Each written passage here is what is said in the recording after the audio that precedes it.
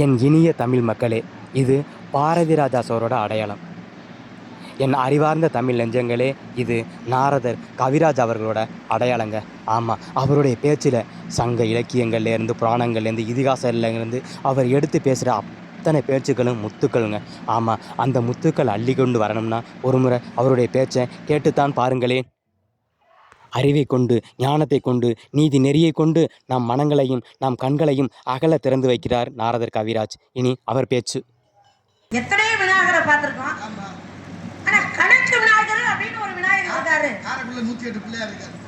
பிள்ளையார்னா சாதாரண இல்லை. ஒரு 100 ரூபா கொடுத்தாங்கன்னா ஜிப்நாட்டில் ஒரு பிள்ளையார் கொடுத்தான்னு வழக்குண்டு. ஒரு பிள்ளையார்னா 100 ரூபாய்னு அர்த்தம். சரி இருக்குல்ல. 200 ரூபா கொடுத்தாங்கன்னா 2 பிள்ளையார் கொடுத்தாம்பா. இன்னைக்கு தண்ணி இறக்கிறவங்க பிள்ளையார் கணக்கு போடுவாங்க தெரியுமா? ஆமா, எத்தனை இருக்குல்ல. அது இரவு இறக்கும் போது தண்ணி பிள்ளையார் கணக்கு உண்டு. அப்போ ஒரு 100னா ஒரு பிள்ளையாரு, 2 100னா 2 பிள்ளையாரு. இப்பவும் பாரு, மீனாட்சி அம்மன் கோயிலுக்கு போனா 2 பிள்ளையாரா இருப்பாரு. முக்குருணி பிள்ளையார்னு ஒருத்தர் இருக்காரு. ஒருத்தர் தான். நான் சொல்ல 2 பிள்ளையாருக்கு வழக்கம். முக்குருணினா என்ன? முக்குருணில கொழுக்கட்டை செஞ்சு ஒரே கொழுக்கட்டையா செஞ்சு படைக்கணும். ஒரு குருணிங்கிறது எவ்வளவு? ஒவ்வொரு பகுதிக்கும் ஒவ்வொரு வித்தியாசம் உண்டு. ஆமா, ஒரு மரக்கால், அதாவது ஒரு மரக்கால் தான் ஒரு குருணிம்பா. 4 படி சேர்த்து. ஒரு சில பகுதிகள்ல 4 படிய ஒரு மரக்கா அப்படிங்கிறோம். ஆமா, 6 படிய ஒரு மரக்கா அப்படின்னு ஒரு சில பகுதிகள்ல கணக்கு இருக்கு. இப்ப 4 படியா இருந்தாலும் புளி கணக்குலயும் வேற கணக்கு இருக்குமா? கணக்குன்னா புல்லாத வயட்டு கணக்கு. முன்னாங்க 12 படி பச்சரிசி மாவை ஒரே கொழுக்கட்டையாக செய்து விநாயகருக்கு படைக்கிறதுனாலதான் முக்குருணி பிள்ளையார் அப்படின்னு கூட பேர். நான் சொல்ல வந்தது எதுக்குன்னா, கைத்தெல்லாம் நிறைகணி அப்பமோ டபுள் படி கப்பிய கரிமுகன் அடிவேணிங்கிற திருப்புகள் இருக்குல்ல, அந்த திருப்புகளை அருணகிரியார் பாடும்போது 200 எழுத்து பாடியிருக்காரு. ஒற்று நீக்கி ஒரு வரிசைக்கு 25 எழுத்து, மொத்தம் 8 வரிசை. எங்கா 2 200 எழுத்து. பிள்ளையாரை பத்தி பாடும்போதே 200 எழுத்து இயல்பா வந்து விழுந்ததுதான் அவர் எழுதிய பெரிய புராணமும். அப்படி அருணகிரியாருக்கு அப்படி. அது போல பெரிய புராணமும் சேக்கலார் எழுதும்போது எழுத்தண்ணிகள் பாடல, ஆனா இயல்பாவே வந்து விழுந்திருக்கு 63 எழுத்து. ஆனாலும் நீ சொல்லு, முருகன் கோயில் ஒரே சிலை மாதிரி 3 சிலை செஞ்சவர் யாரு? கோயிலை கட்டினவன் யாரு? யோசிச்சியா? அதாவதுங்க நான் சொல்றேன், அதாவது ஒரு சித்தர் வந்து 3 சிலையை ஒரே மாதிரி செய்யறாரு. மூக்கு கண்ணுக்காக அப்படியே இருந்துச்சா? எந்த மாற்றமும் கிடையாது. வித்தியாசம் கண்டே பிடிக்க முடியாது, வித்தியாசமே இருக்காது. ஒரே மாதிரி 3 சிலை. ஒரு சித்தர் என்ன செய்யறாரு? ஒரு முருகனுடைய சிலையை செய்யறாரு. முதல்ல எங்க செய்யறாரு அப்படின்னா, சிக்கல் அப்படிங்கிற ஒரு ஊர்ல முதல்ல ஒரு சிலையை செய்யறாரு. எந்த சிக்கல்? சிக்கல்னா எந்த சிக்கல்? ராமநாதபுரம் அந்த சிக்கல் இல்ல, நாகப்பட்டினம் மாவட்டத்துல இருக்கு பத்தியா? எந்த பக்கம் நாகப்பட்டினம் தெரியுமா? எந்த பக்கம் இருக்கு? காட்டிதான் கேட்கிறேன். இல்ல, நான் இருட்டுக்குள்ள தெரியுமாங்க. அப்ப நீங்க எந்த பக்கம்னு சொல்லுங்க. யதார்த்தமா கையை நீட்டேன், யதார்த்தமா நான் கையை நீர்க்காக வந்து இப்படியே நின்றுட்டு பேச முடியுமா? சாமி எந்த முகமா இருக்கு? சாமி எந்த முகமா தான் இருக்கு. அதான் எந்த திசை நோக்கி இருக்கா? இல்ல, நான் வரையில தூங்கிட்டேன். சொல்ல முடியும், முடிச்சுக்கிட்டு இல்ல வரும்போது தூங்கிட்டேன். என்ன விட சொல்றேன், விடிஞ்சா தெரியும் தன்னால. ஆமா. அப்ப இவர் என்ன செய்யறார்? சிக்கல்ல போய் ஒரு முருகனுடைய சிலையை ஒரு சித்தர் செய்யறார். அதை எப்படி செய்யறாருன்னா, அழகான ஒரு முருகன் சிலை, அழகான ஒரு முருகன் சிலை வந்து மயில் மேல இருக்கிற மாதிரி அழகான ஒரு சிலையை செய்யறாரு. அந்த சிலையை செய்து கோயில் கட்டி கும்பாபிஷேகம் நடந்துருச்சு. நடந்து முடிஞ்ச உடனே அந்த மன்னனுக்கு ஒரு பேராசை. அந்த மன்னனுடைய பெயர் என்ன தெரியுமா? முத்தரச சோழன் அப்படின்னு பேரு. முத்தரச சோழன் அப்படிங்கிறவன் என்ன பண்ற, நம்ம ஊர்ல கட்டின இந்த கோயில் மாதிரி இனிமே எங்கேயுமே கட்டக்கூடாது. பேராசை பாருங்க, நிறைய சிலை செய்வாங்க. இந்த சிலை மாதிரி இனிமே எங்கேயுமே இருக்கக்கூடாது, எங்கேயுமே அவர் செய்யக்கூடாதுன்னு சொல்லி அந்த சித்தரை எடுத்துக்கிட்டு வந்து என்ன பண்ணிட்டாங்க, கட்டவரல வெட்டி எடுத்தாச்சு. 2 கையிலையும் கட்டவரல வெட்டி எடுத்தாச்சு. எடுத்தோன்னு அப்படியே நடந்து போறாரு. ஏன்னா கட்டவரல் இருந்தா தானே செய்ய முடியும் சிலைய. கட்டை விரல் இருந்தா தான் சோறு கூட அள்ளி வாயில வைக்க முடியும், எதையுமே இல்லைன்னா எடுக்க முடியாது. அப்ப 2 கட்டை விரலையும் வெட்டிய பிறகு அவர் நடந்து போறாரு. நடந்து போகும் பொழுது முதல்ல எங்க செஞ்சாரு? சிக்கல்ல. அடுத்து எட்டுக்குடி அப்படின்னு ஒரு ஊரு. எட்டுக்குடியில போய் என்ன செய்யறாரு? ஒரு சிலையை எடுத்து, ஒரு கல்லு, அழகான ஒரு கல்லு கிடக்கு, அந்த கல்லை எடுத்து முருகனை அப்படியே மனசுல வேட்டிக்கிட்டு அதே மாதிரி ஒரு சிலையை செய்யறாரு. அதே மாதிரி ஒரு சிலையை செஞ்ச உடனே இந்த செய்தி முத்தரச சோழனுக்கு தெரியுது. தெரிஞ்ச உடனே தகவல் போன உடனே அவர் அங்கேருந்து வந்துட்டாரு.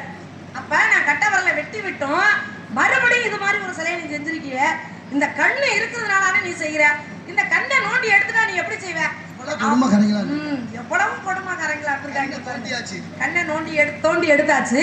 கண்ணை தோண்டி எடுத்த பிறகு அடுத்து அவர் நடந்து போறாரு. அடுத்து நடந்து போறாரு. அங்கே அந்த ஊர் எது அப்படின்னா எண்கண் அப்படின்னு ஒரு ஊர். இவர் எண்கண் அப்படின்னு சொன்னதுக்கு அப்புறம் தான் அந்த ஊருக்கு பேரே அது. அங்க போய் என்ன பண்ணா, நடந்து போகும்பொழுது கண்ணு தெரியல, காலில் ஒரு கல்லு தட்டுப்படுது. அப்படியே கையை வச்சு அப்படியே தடை பாக்குறாரு. அழகான கல்லு, சிற்பிக்கு தெரியாதா எந்த கல் எப்படி இருக்கு அப்படின்னு. உடனே அந்த தடை பாக்குறாரு. அற்புதமான ஒரு கல்லு. அந்த கல்லை எடுத்து மணக்கண்ணால் ஒரு சிலையை செய்யறாரு.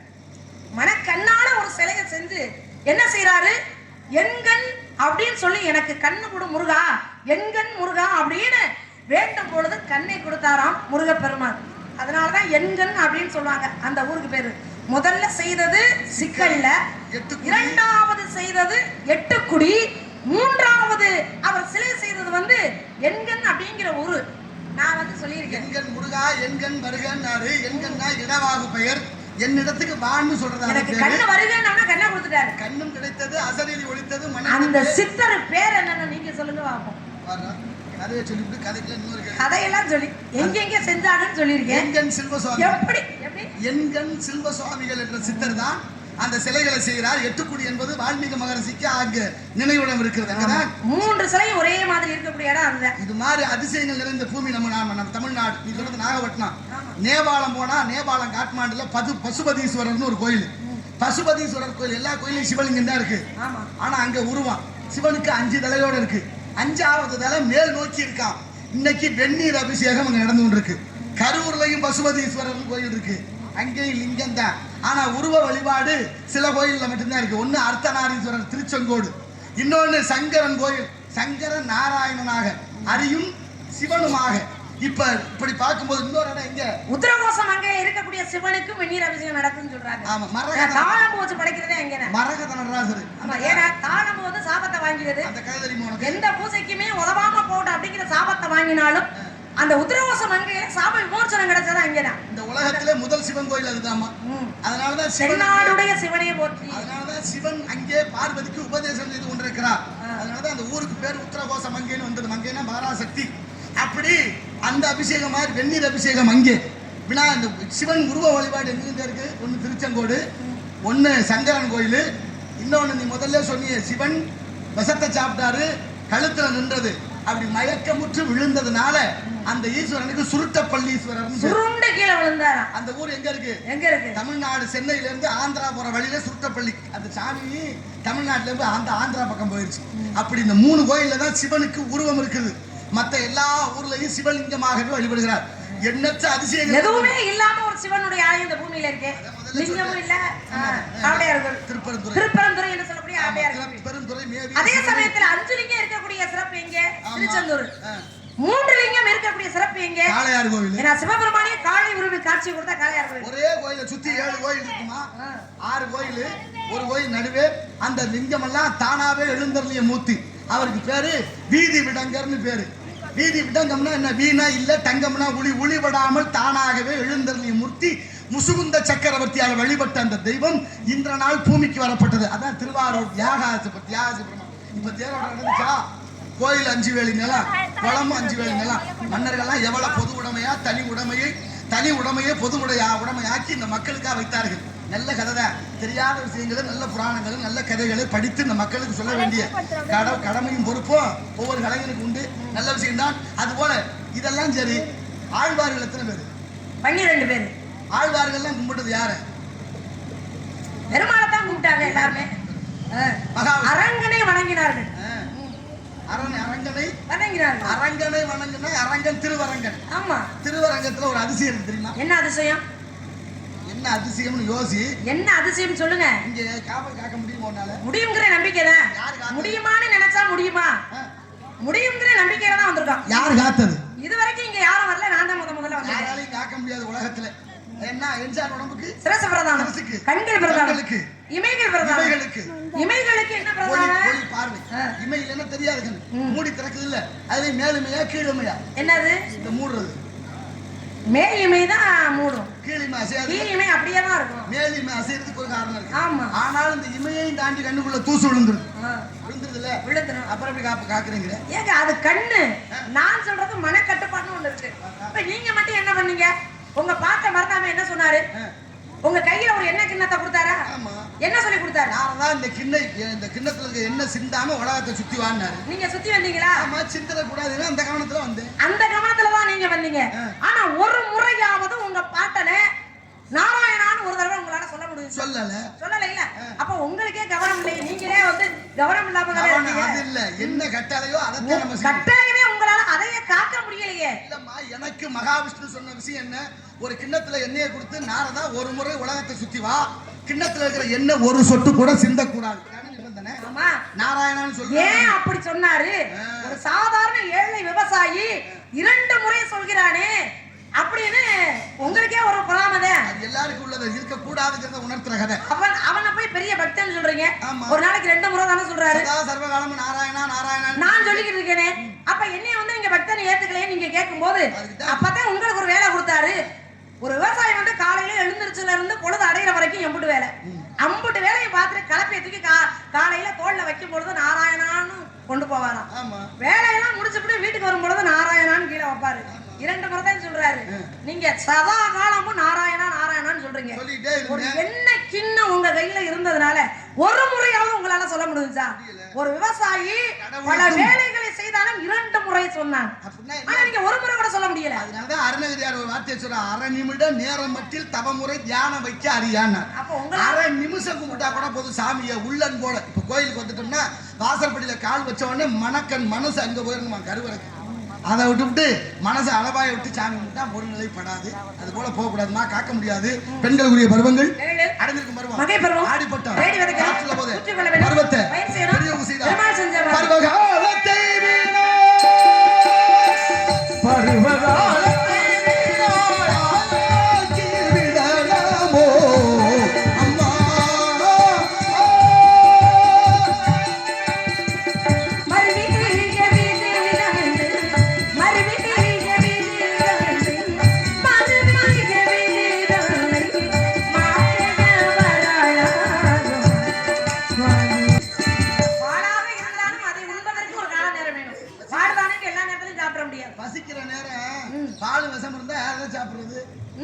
பசிக்கிற நேரம், பசிக்கிறது ஒரு மனுஷனுக்கு பசி வந்தா பத்தும் பறக்கும். அந்த நேரத்துல பாலும் விஷமும் இருந்தா எதை சாப்பிடுவோம்? விஷத்தை எப்படி சாப்பிட முடியும்? அப்ப சில பேர் விஷத்தை தேடுறது இதுக்கு மேல வழியில தீர்க்க முடியாதுங்கிற ஒரு நிபந்தனைக்கு தள்ளப்படும் போது மரணத்தை தேர்வு செய்கிறார்கள். அதல்ல, ஆனாலும் விதி என்பதற்கு மதி என்ற அறிவு. ஒரு குழந்தை பிறக்க எத்தனை மாசமா? ஒரு குழந்தை பிறப்பதற்கு 10 மாசம். அது தாயார் சுமக்கிறது, அப்பா 2 மாசம் சுமக்கணும். 12 மாசம், மொத்தம் 12 மாசம். 10 மாசம் ஒரு குழந்தை பிறந்ததுல இருந்து மறு வருஷம் 12வது வருஷம் 12வது மாசம் வந்ததுக்கு அப்புறம் தான் பிறந்த நாளே கொண்டாடுறாங்க. கணக்கு எங்க இருக்கு? அந்த பிறந்த நாளை எப்படி கொண்டாடுறாங்க? பிறந்த அன்னைக்கு ஒரு ரொட்டியை கொண்டாந்து வச்சு அதுல மெழுகுவத்தி ஏத்தி வச்சு வாயால் அந்த குழந்தைய ஊத சொல்லி அதை அணைச்சு கொண்டாடுறாங்க. அணைக்கலாமா? அத விளக்கு அணைக்கலாமா? மேலை நாட்டு கலாச்சாரம். ஒரு பிள்ளை வந்து வளரக்கூடிய பிள்ளை மங்களகரமா இருக்கணும், வாழ்க்கையில செல்வ செழிப்போட இருக்கணும். அப்படிங்கிற பொழுது அந்த மெழுகுவத்தியை ஏத்தி அதை வாயில ஊதி அணைக்க சொல்லும் போது சொல்லக்கூடாது. பிறந்த நாள் வந்துட்டா குழந்தைக்கு புத்தாடை உடுத்தி ஒரு கோயிலுக்கு கூட்டிட்டு போய் 4 ஏழைகளுக்கு ஏதாவது வாங்கி கொடுத்து ஒரு விளக்கேத்த சொல்லி அந்த மாதிரி செய்தால் அது நலம், புண்ணியம். நான் சொல்றேன், ஒரு குழந்தை பிறக்க 12 மாசம், அப்பா 2 மாசம், அம்மா 10 மாசம், மொத்தம் 12 மாசம். அதுல 6வது மாசம் உயிர் வருது. 6வது மாசம் எப்படி? பிந்தைநாதம், பரநாதம், பராபரநாதம், அமரநாதம், ஐவகநாதம். விந்து வடிவமாக ஆணுடைய கருவில 2 மாசம். ஒரு நாள் பெண்ணின் யோனி வாயில் புகுந்த 3வது நாள் தைலமா இருக்கும், 7வது நாள் மலர்ந்திருக்கும், 30வது நாள் முழு பிண்டமாகும், 2வது மாதம் தலை உண்டாகும், 3வது மாதம் வயிறு உண்டாகும், 4வது மாதம் பாதம் உண்டாகும், 5வது மாதம் முதுகெலும்பு உண்டாகும், 6வது மாதம் ஜீவன் உண்டாகும், 7வது மாதம் கண்மூக்கு செவி உண்டாகும், 8வது மாதம் சகல உறுப்புகளும் பூர்த்தியாகும், 9வது மாதம் பூர்வ ஜென்ம நினைவு உண்டாகும், 10வது மாதம் குழந்தை தலைகீழாக திரும்பி பூமியை நோக்கி கதறி வருகிறது. இது இயல்பு. அதுதான் இயற்கையும் ஆன்மீகமும் அறிவியலும் ஒத்து போறது. நான் என்ன சொல்ல வரேன், அதே குழந்தை பிறந்த பிறகு குலதெய்வத்துக்கு தான் முடி எடுக்கணும். நீ அந்த கோயிலுக்கு போறோம், அதுக்கு சொல்றேன். எவ்வளவுதான் கோயில் இருக்கு, குலதெய்வத்துக்கு தான் போகணும் அப்படின்னா என்ன அர்த்தம்? அதுலயும் காரணம் இருக்கு. பொதுவா கோயிலுக்கு தான் முடி இறக்கணும்னு வச்சாங்க. முடினா என்ன அர்த்தம்? மகுடம்னு ஒரு அர்த்தம். ஒரு மன்னன் இன்னொரு மன்னனத்துல தோற்று போய் மகுடத்தை முடி இறக்கியாச்சுன்னா வெக்கப்படுறேன். அது போல மனிதனும் முடிங்கிறத தலைமுடி இறக்கியாச்சுன்னா வெக்கப்பட்டு தான் சந்திரன் தடவி துண்டை போட்டு கட்டி அப்புறம் குள்ளா வாங்கி போட்டு என்னென்னமோ நடக்குது. ஆனாலும் ஏன் எடுக்கிறேன்னா வயிற்றுக்குள்ள 7200 மணி நேரம் இருக்கு. அங்கே சந்தனமும் சபாலும் இல்லை, மழை ஜலம். அந்த கபால நீர் வெளியேற வெளியேற வெளியேற பார்வை சுத்தமாகும், தலைவலி இருக்காது. இந்த தலையில உள்ள பிரச்சனை அத்தனையும் போகணுங்கிறத ஆன்மீகத்துக்குள்ள ஒரு அறிவியலை வச்சாங்க. ஏன் எடுக்கிறான் அப்படிங்கிறதுக்கு இது ஒரு காரணம். ஏன் கோயில்ல குலசாமி கோயில்ல போய் எடுக்கிறாங்கிறதுக்கு கேட்க மாட்டேன். கோயிலுக்கு கொஞ்சம் பயம் வரும்போது அது ஒரு காரணம். இன்னொரு விஷயம் என்ன அப்படின்னா, ஓய் முடி இறக்காம வந்தவங்க உண்டு. அந்த பிள்ளை வந்து முன்னோர்களை பார்த்திருக்க வாய்ப்பு இல்ல. நம்மளுடைய சந்ததிகள் இருக்காங்க பாத்தீங்களா, நம்மளுக்கு முன்னாடி உள்ளவங்க தாத்தா பாட்டி அந்த மாதிரி பெரியவங்களை எல்லாம் பார்க்க வாய்ப்பு இல்ல. ஆனாலும் அந்த பெரியவங்க எல்லாம் அந்த கோயில்ல கண்டிப்பா வந்திருப்பாங்க. அவங்களுடைய பாதம் அந்த கோயில்ல பட்டிருக்கும். அவங்க பாதம் பட்ட அந்த இடத்தில் அந்த குழந்தைக்கு குலசாமி கோயில போய் நாம முடி எடுத்தோம் அப்படின்னா அந்த முன்னோர்களுடைய ஆசீர்வாதம் அந்த பிள்ளைக்கு கிடைக்குமா. அதனாலதான் குலதெய்வத்துக்கு முத முடி ஒவ்வொருவருடைய உயிரை பிடிக்கும் போது குலசாமியுடைய திருவருள் வேணுமா, அதுவும் சொல்லப்படுது. ஆனா நான் சொல்ல வந்த கதை குலதெய்வம் சம்மதம் கொடுத்தாதான் நான் சொல்ல வந்த கதை என்ன தெரியுமா, 6வது மாதம் குழந்தைக்கு உயிர் வந்தோன்னு 7வது மாசம் வளகாப்பு கொண்டாடுறான். ஏன்னா தாயும் சேயும் நல்லா இருக்குன்னு 6வது மாதத்துல இருந்து 10வது மாசம் வரைக்கும் குழந்தையை சுமக்கிற தாய்மார்கள் நல்ல விஷயத்தை பேச, நல்ல விஷயத்தை பார்க்க, நல்ல பாடல்களை கேட்க, தேவாரம், திருவாசகம், திருமந்திரம், திருப்புகழ், திருவருட்பா, திருவம்பாவை, திருப்பாவை அப்பேற்பட்ட நல்ல இலக்கியங்களை பாட அல்லது படிக்க கேட்டு இதெல்லாம் பார்த்தா அந்த குழந்தை நினைச்சது மாதிரி பிறப்பான். எந்த குழந்தை நல்ல குழந்தைதான் மண்ணில் பிறக்கையிலே தீயவராவது மண்ணில் வளர்ப்பினீர்கள். குழந்தை பிறந்தவுடன் வளர்க்க முடியாது.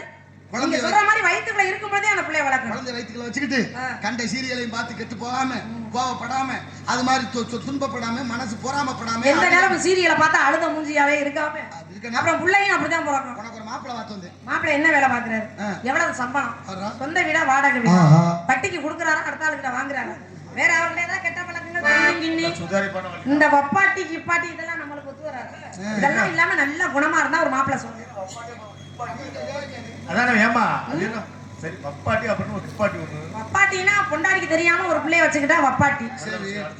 அந்த வப்பாட்டிக்கே தெரியாம இன்னொரு பிள்ளைய வச்சுக்கிட்டா அது கிப்பாட்டி. ஓஹோ, இது நல்ல திறமையான விஷயம். இது விவரமெல்லாம் திறமையான விஷயம். ஆமா, அதை வச்சுக்கிறதெல்லாம் திறமைதான். அமைய மாட்டேங்குது. பொண்டாட்டிக்கு தெரியாம வச்சுக்கிறது திறமைதான். அதெல்லாம் வேண்டாம். உனக்கு வந்து என்ன வட்டி கொடுக்குற ஆளு வேண்டாம், வட்டிக்கு வாங்குற ஆளு வேணுமா, இல்ல வாங்குற ஆளு வேண்டாம், கொடுக்குற ஆளு வேணுமா. எனக்கு தகுந்த மாதிரி இருந்தா போதும். பணத்தாசை யாரை விட்டுச்சு ஏங்க, நான் வந்து அதிகமா எதிர்பார்க்கல. இன்னைக்கு உலகத்துக்கு நம்மளுக்கு குடும்பம் பண்ற அளவுக்கு இருந்தா போதும். ரொம்ப நல்ல மாப்பிள்ளை, உயர்ந்த இடத்து மாப்பிள்ளை, இந்த உலகத்துக்கு பெரிய குடும்பத்து பிள்ளை, அவங்க அப்பாவுக்கே வாத்தியாரா இருந்த பிள்ளை.